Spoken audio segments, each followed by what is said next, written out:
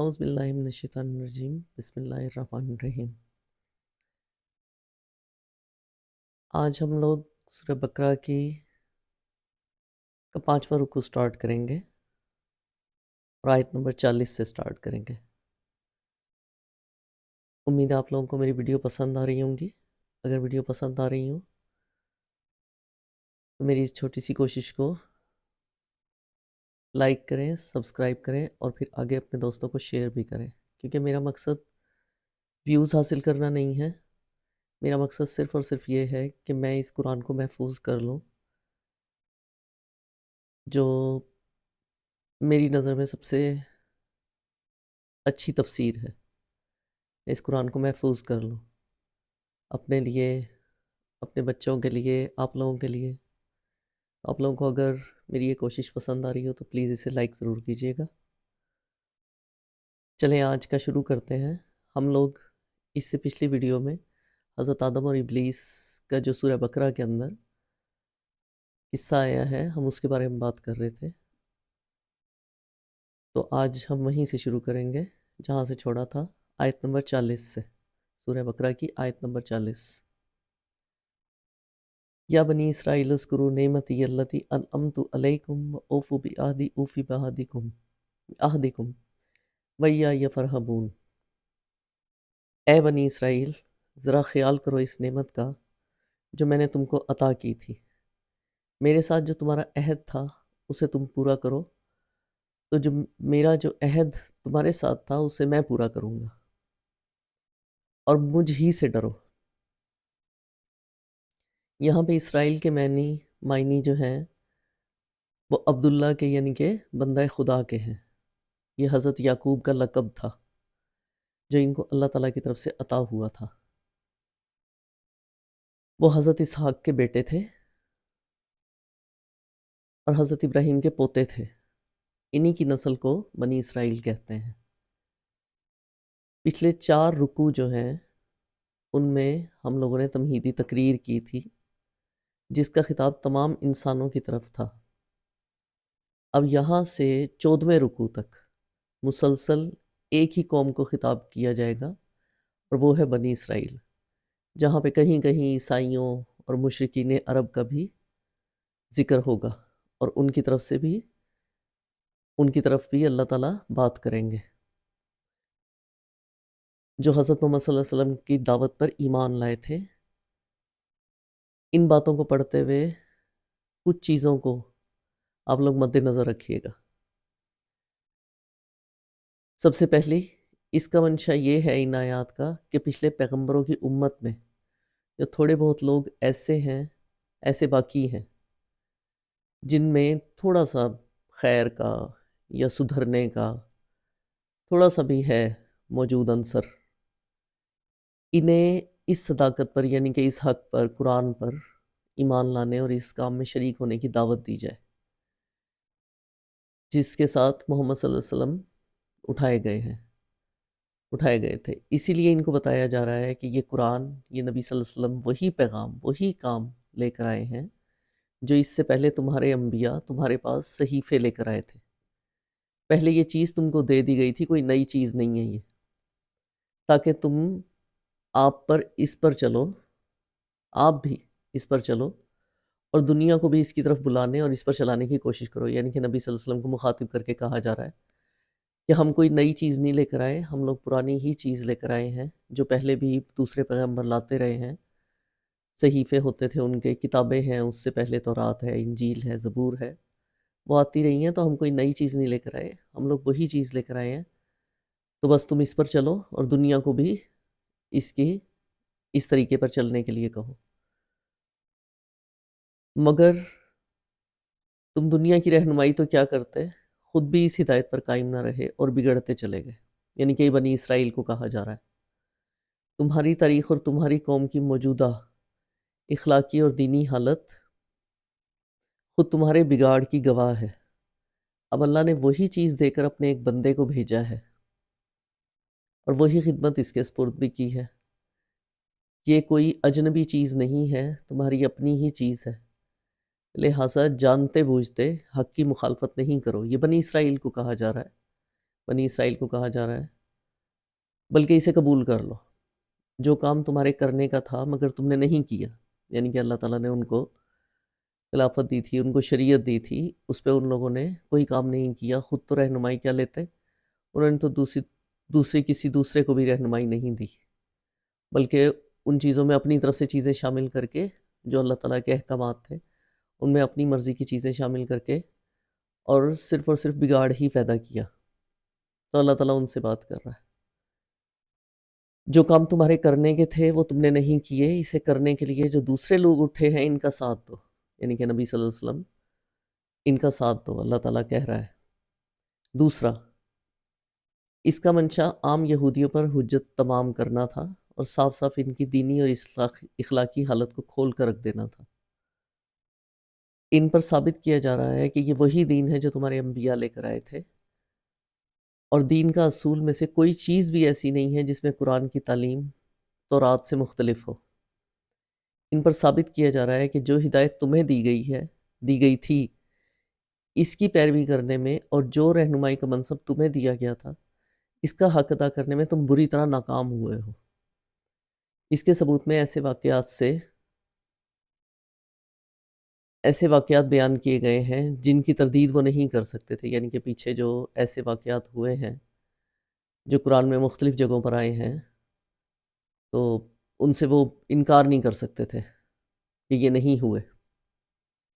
پھر جس طرح حق کو حق جاننے کے باوجود وہ اس کی مخالفت میں سازشوں، وسوسہ اندازیوں اور مکاریوں سے کام لے رہے تھے، اور جن ترکیبوں سے وہ کوشش کر رہے تھے کہ کسی طرح محمد صلی اللہ علیہ وسلم کا مشن کامیاب نہ ہو، ان سب کی پردہ دری کی جا رہی ہے، جس سے یہ بات صاف ہو جاتی ہے کہ ان کی ظاہری جو ان کی باتیں ہیں وہ محض ایک ڈھونگ ہے، جس کے نیچے دیانت اور حق پرستی کی بجائے ہٹ دھرمی، جاہلانہ عصبیت اور نفس پرستی کام کر رہی ہے، اور حقیقت میں وہ یہ نہیں چاہتے ہیں کہ نیکی کا کوئی کام پھل پھول سکے۔ اس طرح اتمام حجت کرنے کا فائدہ یہ ہوا کہ ایک طرف خود اس قوم میں جو صالح عنصر تھا اس کی آنکھیں کھل گئیں، یعنی کہ جو لوگ اچھے تھے ان کی آنکھیں کھل گئیں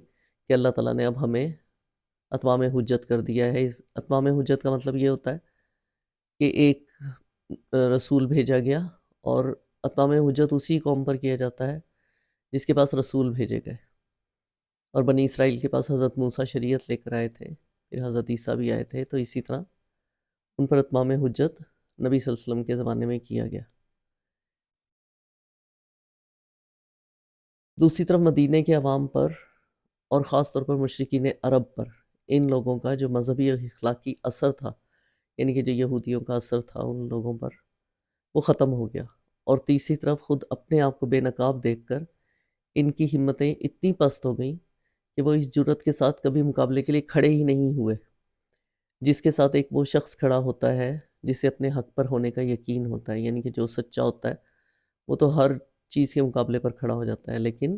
وہ لوگ کھڑے ہی نہیں ہو سکے، اس بات کو جھٹلا ہی نہیں سکے۔ تیسری بات، پچھلے 4 رکوع میں نوع انسانی کو دعوت عام دیتے ہوئے جو کچھ کہا گیا ہے، اسی کے سلسلے میں ایک خاص قوم کی مثال لے کر بتایا جا رہا ہے کہ جو قوم خدا کی بھیجی ہوئی ہدایت سے منہ موڑتی ہے اس کا انجام کیا ہوتا ہے۔ اس وضاحت کے لیے تمام قوموں میں سے بنی اسرائیل کو منتخب کرنے کی وجہ یہ ہے کہ دنیا میں صرف یہی ایک قوم ہے جو مسلسل 4000 سال تک، 4000 سال سے تمام عالم کی جتنی بھی قومیں ہیں کے سامنے ایک زندہ نمونہ عبرت بنی ہوئی ہے۔ ہدایت الہی پر چلنے یا نہ چلنے سے جتنے نشیب و فراز کسی قوم کی زندگی میں رونما ہو سکتے ہیں، اور سب اس قوم کی عبرتناک سرگزشت میں نظر آ جاتے ہیں، یعنی کہ بنی اسرائیل کے اوپر جتنے بھی واقعات گزرے، جتنی بھی ان کے اوپر اللہ تعالیٰ کی طرف سے عذاب آئے، وہ سارے دنیا کو نظر آ رہے تھے۔ باقی قومیں تو اس صفحہ ہستی سے ہی مٹ گئی تھیں، لیکن بنی اسرائیل موجود تھی اور لوگوں کے لیے عبرت کا نشان بنی ہوئی تھی۔ چوتھا، اس سے محمد صلی اللہ علیہ وسلم کے جو پیروکار تھے، یعنی کہ ان کے ساتھ جو کھڑے ہوئے تھے، ان کو ایک سبق دینا مقصود تھا کہ وہ اس گہرائی میں گرنے سے بچے، یعنی کہ جو گمراہی کا راستہ ہے اس پر چلنے سے بچے، جس میں وہ پچھلے انبیاء کے جو پیروکار تھے وہ گر گئے تھے. یہودیوں کی اخلاقی کمزوریاں، مذہبی غلط فہمیاں اور بدعقیدگی، ان کے جو وہ عمل کرتے تھے اس میں گمراہیاں، ایک ایک کی نشاندہی کر کے اس کے بالمقابل دین حق کی باتیں بیان کی گئی ہیں تاکہ مسلمان اپنا راستہ صاف صاف دیکھ سکیں اور غلط راہوں سے بچ کر چلیں. اس سلسلے میں یہود و نصارہ پر تنقید کرتے ہوئے قرآن جو کچھ کہتا ہے اس کو پڑھتے وقت مسلمانوں کو نبی صلی اللہ علیہ وسلم کی وہ حدیث یاد رکھنی چاہیے جس میں آپ صلی اللہ علیہ وسلم نے فرمایا کہ تم بھی آخرکار پچھلی امتوں ہی کی روش پر چل کر رہو گے، حتیٰ کہ اگر وہ کسی گو کے بل میں گھسے ہیں تو تم بھی اسی میں گھسو گے. صحابہ نے پوچھا یا رسول اللہ کیا یہود و نصارہ ہی اس سے مراد ہے؟ آپ صلی اللہ علیہ وسلم سے فرمایا تو اور کون ہے؟ نبی صلی اللہ علیہ وسلم کا ارشاد محض ایک ایسے ہی کوئی مذاق نہیں تھا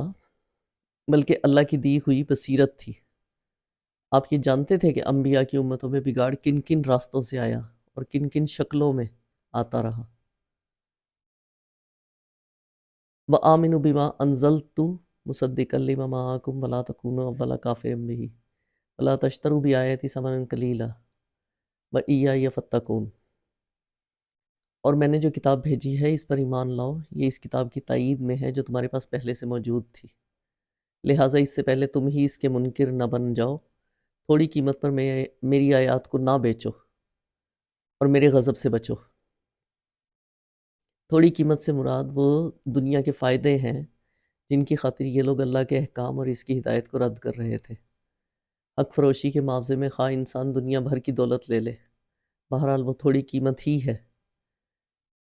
لیکن حق یقیناً اس سے بہت زیادہ بڑی چیز ہے اور اس کی کوئی قیمت نہیں ہے. وَلَا تَلْبِسُوا الْحَقَّ بِالْبَاطِلِ وَتَكْتُمُوا الْحَقَّ وَأَنْتُمْ تَعْلَمُونَ. باطل کا رنگ چڑھا کر حق کو شک میں نہ ڈالو اور نہ جانتے بوجھتے حق کو چھپانے کی کوشش کرو. اس آیت کو سمجھنے کے لیے یہ بات آپ کو پیش نظر رکھنی پڑے گی کہ اہل عرب ناخواندہ لوگ تھے، یعنی کہ وہ پڑھے لکھے نہیں تھے. بالعموم زیادہ تر لوگ پڑھے لکھے نہیں تھے، اور ان کے مقابلے میں یہودیوں کے اندر ویسے بھی تعلیم کا چرچا زیادہ تھا. وہ لوگ زیادہ پڑھتے لکھتے تھے اور انفرادی طور پر ان میں ایسے ایسے جلیل القدر عالم پائے جاتے تھے جن کی شہرت عرب کے باہر تک پہنچی ہوئی تھی. اس وجہ سے عرب پر یہودیوں کا علمی رعب بہت زیادہ تھا. پھر ان کے علماء اور مشائخ نے اپنے مذہبی درباروں کی ظاہری شان جما کر اور اپنی جھاڑ پھونک اور تعویذ گنڈوں کا کاروبار چلا کر اس رعب کو اور بھی زیادہ گہرا کر رکھا تھا. خصوصیت کے ساتھ اہل مدینہ ان سے بے حد مرعوب تھے کیونکہ ان کے آس پاس بڑے بڑے یہودی قبائل آباد تھے. دن رات ان سے میل جول ہوتا تھا اور اس میل جول میں وہ ان سے اسی طرح شدت کے ساتھ متاثر تھے جس طرح ایک ان پڑھ آبادی زیادہ تعلیم یافتہ، زیادہ مذہبی نمایاں مذہبی شخصیت جو ہوتی ہیں ان کے ساتھ بھی یعنی کہ متاثر ہو جاتے ہیں لوگ. ہمارے بھی یہاں پر جو بھی بڑی بڑی شخصیات ہوتی ہیں مذہبی، ہم ان سے بہت متاثر ہوتے ہیں. ان کی کوئی اگر غلط بات بھی ہوتی ہے تو ہم اس کو غلط نہیں کہہ رہے ہوتے، صحیح کہتے ہیں. ان حالات میں جب نبی صلی اللہ علیہ وسلم نے اپنے آپ کو نبی کی حیثیت سے پیش کیا اور لوگوں کو اسلام کی طرف دعوت دینی شروع کی تو قدرتی بات تھی کہ ان پڑھ عرب اہل کتاب یہودیوں سے جا کر پوچھتے کہ آپ لوگ بھی ایک نبی کی پیروکار ہیں اور ایک کتاب کو مانتے ہیں. آپ ہمیں بتائیں کہ یہ صاحب جو ہمارے اندر نبوت کا دعویٰ لے کر اٹھے ہیں، ان کے متعلق اور ان کی تعلیم کے متعلق آپ کی کیا رائے ہے؟ چنانچہ یہ سوال مکے کے لوگوں نے بھی یہودیوں سے بہت دفعہ کیا، اور جب نبی صلی اللہ علیہ وسلم مدینہ تشریف لائے تو یہاں بھی بکثرت لوگ یہودی علماء کے پاس جا جا کر یہ بات پوچھا کرتے تھے، مگر ان علماء نے کبھی لوگوں کو صحیح بات نہیں بتائی. اس کے لیے یہ کہنا تو مشکل تھا کہ وہ توحید جو محمد صلی اللہ علیہ وسلم پیش کر رہے ہیں وہ غلط ہے، یا انبیاء اور آسمانی کتابوں اور ملائکہ اور آخرت کے بارے میں جو کچھ آپ کہہ رہے ہیں اس میں کوئی غلطی ہے، یا وہ اخلاقی اصول جن کی تعلیم آپ دے رہے ہیں ان میں سے کوئی چیز غلط ہے. لیکن وہ صاف صاف اس حقیقت کا اعتراف کرنے کے لیے بھی تیار نہیں تھے کہ جو کچھ آپ پیش کر رہے ہیں وہ صحیح ہے. وہ نہ سچائی کی کھلی کھلی تردید کر سکتے تھے، نہ سیدھی طرح اس بات کی سچائی کو مان لینے پر آمادہ تھے. ان دونوں راستوں کے درمیان انہوں نے طریقہ یہ اختیار کیا تھا کہ ہر سائل کے دل میں نبی صلی اللہ علیہ وسلم کے خلاف، آپ صلی اللہ علیہ وسلم کی جماعت کے خلاف اور آپ صلی اللہ علیہ وسلم کے مشن کے خلاف کوئی نہ کوئی وسوسہ ڈال دیتے، کوئی الزام آپ پر لگا دیتے، کوئی ایسا شوشہ چھوڑ دیتے جس سے لوگ شکوک و شبہات میں پڑ جائے، اور طرح طرح کے الجھن میں ڈالنے والے سوالات چھیڑ دیتے تھے تاکہ لوگ ان میں خود بھی الجھیں اور نبی صلی اللہ علیہ وسلم کے پیروکاروں کو بھی الجھانے کی کوشش کریں۔ ان کا یہی رویہ تھا جس کی بنا پر ان سے فرمایا جا رہا ہے کہ حق پر باطل کے پردے نہ ڈالو اور اپنی جھوٹی اور شبہات اور اعتراضات سے حق کو دبانے اور چھپانے کی کوشش نہ کرو، اور حق و باطل کو غلط ملت کر کے دنیا کو دھوکہ مت دو۔ وَأَقِیمُوا الصَّلَاةَ وَآتُوا الزَّکَاةَ وَارْکَعُوا مَعَ الرَّاکِعِینَ، نماز قائم کرو، زکوٰۃ دو، اور جو لوگ میرے آگے جھک رہے ہیں ان کے ساتھ تم بھی جھک جاؤ۔ نماز اور زکوٰۃ ہر زمانے میں دین اسلام کے اہم ترین ارکان رہے ہیں۔ تمام انبیاء کی طرح انبیاء بنی اسرائیل نے بھی اس کی سخت تاکید کی تھی، مگر یہودی ان سے غافل ہو چکے تھے۔ نماز باجماعت کا نظام ان کے ہاں تقریباً بالکل درہم بھرم ہو چکا تھا۔ قوم کی اکثریت انفرادی نماز کی بھی تارک ہو چکی تھی، اور زکوٰۃ دینے کی بجائے یہ لوگ سود کھانے لگے تھے۔ أَتَأْمُرُونَ النَّاسَ بِالْبِرِّ وَتَنْسَوْنَ أَنفُسَكُمْ وَأَنْتُمْ تَتْلُونَ الْكِتَابَ أَفَلَا تَعْقِلُونَ، تم دوسروں کو تو نیکی کا راستہ اختیار کرنے کے لیے کہتے ہو مگر اپنے آپ کو بھول جاتے ہو، حالانکہ تم کتاب کی تلاوت کرتے ہو۔ کیا تم عقل سے بالکل ہی کام نہیں لیتے؟ وَاسْتَعِینُوا بِالصَّبْرِ وَالصَّلَاةِ وَإِنَّهَا لَكَبِیرَةٌ إِلَّا عَلَى الْخَاشِعِینَ، صبر اور نماز سے مدد لو، بے شک نماز ایک سخت مشکل کام ہے۔ یعنی کہ اگر تمہیں نیکی کے راستے پر چلنے میں دشواری محسوس ہو رہی ہے تو یہ دشواری کا علاج صبر اور نماز ہے۔ ان دو چیزوں سے تمہیں وہ طاقت ملے گی جس سے یہ راہ آسان ہو جائے گی۔ صبر کے لغوی معنی روکنے اور باندھنے کے ہیں، اور اس سے مراد ارادے کی وہ مضبوطی اور خواہش نفس کے اوپر جو ضبط ہے جس سے ایک شخص نفسانی ترغیبات اور بیرونی مشکلات کے مقابلے میں اپنے قلب و ضمیر کے پسند کیے ہوئے راستے پر لگاتار چلتا چلا جاتا ہے۔ ارشاد الہی کا اصل مقصد یہ ہے کہ اس اخلاقی صفت کو اپنے اندر پرورش کرو اور اس کو باہر سے طاقت پہنچانے کے لیے نماز کی پابندی کرو۔ الذین یظنون انہم ملاقو ربہم وانہم الیہ راجعون، مگر ان فرما بردار بندوں کے لیے مشکل نہیں ہے جو سمجھتے ہیں کہ آخر کار انہیں اپنے رب سے ملنا ہے اور اسی کی طرف پلٹ کر جانا ہے۔ یعنی کہ جو شخص خدا کا فرما بردار نہ ہو اور آخرت کا عقیدہ نہ رکھتا ہو، اس کے لیے تو نماز کی پابندی ایک ایسی مصیبت ہے جسے وہ کبھی گوارہ ہی نہیں کر سکتا۔ مگر جو اللہ تعالیٰ کی رضا کے لیے خدا کے آگے سر اطاعت خم کر چکا ہو اور جسے یہ خیال ہو کہ کبھی مر کر اپنے خدا کے سامنے جانا بھی ہے، اس کے لیے نماز ادا کرنا نہیں بلکہ نماز کا چھوڑنا زیادہ مشکل ہے۔ یا بنی اسرائیل اذکروا نعمتی التی انعمت علیکم وانی فضلتکم علی العالمین، اے بنی اسرائیل یاد کرو میری اس نعمت کو جس سے میں نے تمہیں نوازا تھا، اور اس بات کو کہ میں نے تمہیں دنیا کی ساری قوموں پر فضیلت عطا کی تھی۔ یہ اس دور کی طرف اشارہ کرتی ہے یہ آیت جبکہ تمام دنیا کی قوموں میں ایک بنی اسرائیل یہ قوم ہی ایسی تھی جس کے پاس اللہ کا دیا ہوا علم حق تھا، اور جسے تمام عالم کے اقوام کا امام اور رہنما بنایا گیا تھا تاکہ وہ بندگی رب کے راستے پر چلیں، خود بھی چلیں اور سب قوموں کو بھی بلائیں۔ وَاتَّقُوا يَوْمًا لَا تَجْزِي نَفْسٌ عَن نَفْسٍ شَيْئًا وَلَا يُقْبَلُ مِنْهَا شَفَاعَةٌ وَلَا يُؤْخَذُ مِنْهَا عَدْلٌ وَلَا هُمْ يُنصَرُونَ، اور ڈرو اس دن سے جب کوئی کسی کے ذرا کام نہیں آئے گا اور نہ کسی کی طرف سے سفارش قبول ہوگی، نہ کسی کو فدیہ لے کر چھوڑا جائے گا اور نہ مجرموں کو کہیں سے مدد مل سکے گی۔ بنی اسرائیل کے بگاڑ کی ایک بہت بڑی وجہ یہ تھی کہ آخرت کے متعلق ان کے عقیدے میں خرابی آ گئی تھی۔ وہ اس قسم کے خیالات خام میں مبتلا ہو گئے تھے کہ ہم جلیل القدر انبیاء کی اولاد ہیں، بڑے بڑے اولیاء اور زاہد سے نسبت رکھتے ہیں، ہماری بخشش تو انہی بزرگوں کے صدقے میں ہو جائے گی۔ ان کا دامن گرفتہ ہو کر یعنی کہ ان کا دامن تھام کر بھلا کوئی سزا کیسے پا سکتا ہے، اور گناہوں کے چکر میں مبتلا کر دیا تھا۔ انہیں اسی جھوٹے بھروسوں نے ان کو دین سے غافل کر دیا تھا اور گناہوں میں مبتلا کر دیا تھا، اس لیے نعمت یاد دلانے کے ساتھ فوراً ہی ان کی ان غلط فہمیوں کو دور کر دیا گیا۔ اس آیت کا مطلب یہ ہے کہ بھی جو لوگ بھی اللہ کے راستے سے ہٹ کر مختلف بزرگوں یا لوگوں کے بارے میں یہ سوچنے لگ جاتے ہیں کہ یہ لوگ حتیٰ کہ انبیاء بھی ہمیں جی بخشوائیں گے، انبیاء تو صرف ہدایت دینے کے لیے آتے ہیں، باقی کوئی بھی کسی کو نہیں بخش پاتا، سب اپنی اعمال سے اللہ کے سامنے جائیں گے، اور اللہ تعالیٰ کا فضل ہمارے ساتھ رہا تو ہم بخشے جائیں گے، ورنہ ہم لوگ جہنم واصل ہو جائیں گے۔ آج کی ویڈیو سورہ 48 تک ہوئی، سورہ 48 نہیں، سوری، آیت نمبر 48 تک ہم لوگوں نے پڑھی ہے۔ آپ لوگوں کو اگر پسند آ رہی ہو تو لائک اور شیئر کر دیجیے گا، سبسکرائب بھی کیجیے گا میرے چینل کو۔ اگلی بار ہم لوگ سورہ بقرہ کی آیت نمبر 49 سے سٹارٹ کریں گے، آیت نمبر 49 سے۔ اللہ حافظ، اپنا خیال رکھیے گا۔